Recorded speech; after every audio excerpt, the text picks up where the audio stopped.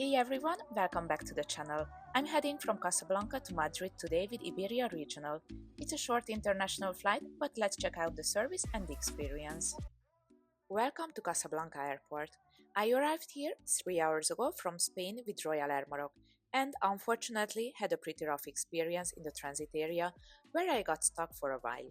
If you are curious about what happened, feel free to check out my previous video.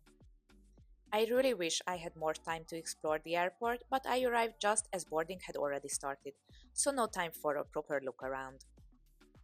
Casablanca's Mohammed V International Airport is the busiest in Morocco, featuring a modern terminal layout. As the home base of Royal Air Maroc, an airline with big ambitions to become Africa's leading carrier, it plays a central role in connecting the region with the world. Today I'm flying with Iberia Regional, operated by Air Nostrum. It's a Spanish regional airline based in Valencia. Founded in 1994, it operates as a franchisee of Iberia, connecting smaller cities with major hubs like Madrid and Barcelona. We boarded by bus, which is actually my favorite way to board. It's always a bit more exciting when you walk up the stairs to the plane. Today's aircraft is a 13-year-old CRJ-1000, delivered to Air Nostrum, Iberia Regional, in November 2011. This is honestly one of my favorite small aircraft types. I love the 2-2 configuration, the generous legroom, and the quiet, smooth glide. Plus, the sleek design, especially the engine placement and the fuselage shape, gives it a really modern, high-tech look. With a cruising speed of over 800 km per hour, the CRJ-1000 performs impressively for a regional jet. If you enjoy flight reviews, don't forget to like and subscribe for more videos like this. Hola, buenos días. Welcome on board. The aircraft has a 2-2 configuration, with the first 2 rows set aside for business class. I was seated in 6F today. So, when you board an Iberia regional flight, you are technically flying with Air Nostrum, but from the branding to the uniforms, everything looks and feels like Iberia. The leather seats were quite comfortable with plenty of legroom. I'm 168 or around 5 feet 6 and had no issues at all. Taller passengers should be just fine too. The seats recline, but there are no USB outlets.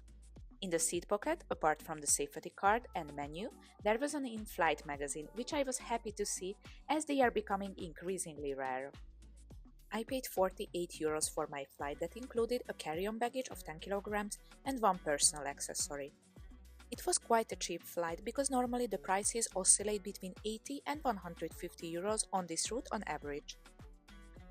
We departed from runway 35R just as the sun was setting, taking off 7 minutes behind schedule. Cabin crew, prepare for takeoff.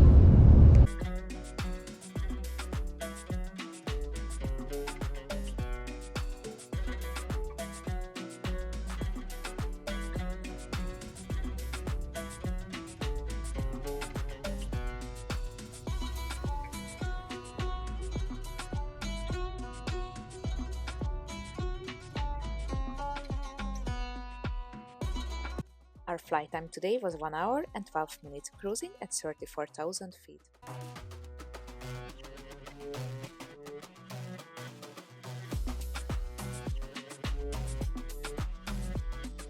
Shortly after takeoff, the buy on board service began. There is no complimentary meal. I forgot to film the menu, but after being left without food for hours in transit, I was starving, so I ordered a lasagna. ¿Queréis lasaña? ¿Lasaña tiene?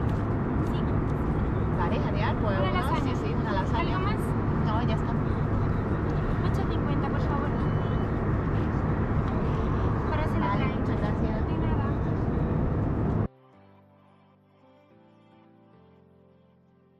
Crucero 34.000 pies, unos 10.400 kilómetros. Estamos ahora mismo cruzando el estrecho de Gibraltar. Hemos pasado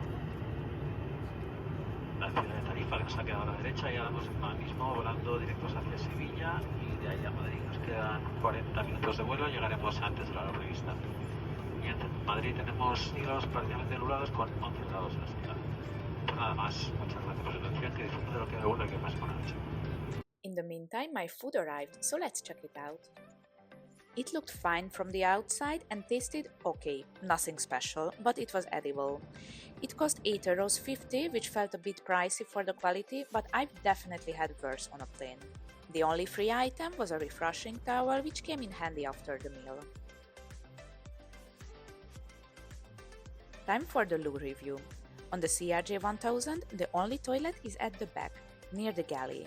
Since the engines are also at the rear, it was interesting to notice how quiet it was around my seat, yet very loud at the very last rows when waiting for the lavatory. As expected on a regional jet, the toilet was tiny. I could almost touch the ceiling, and I'm not that tall. It wasn't the cleanest either. Water was pooling in the sink and wouldn't drain properly. We began our descent into Madrid Barajas Airport and landed at 2013 local time.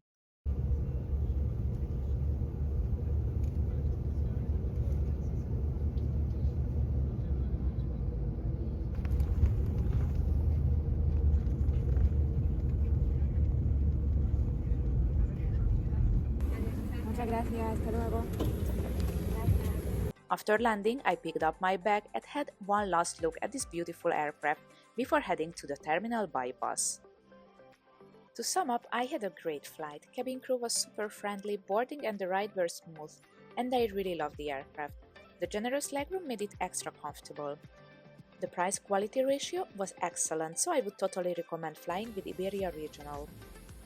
I arrived at Terminal 4S, the satellite terminal used mainly for non-Schengen and long-haul international flights.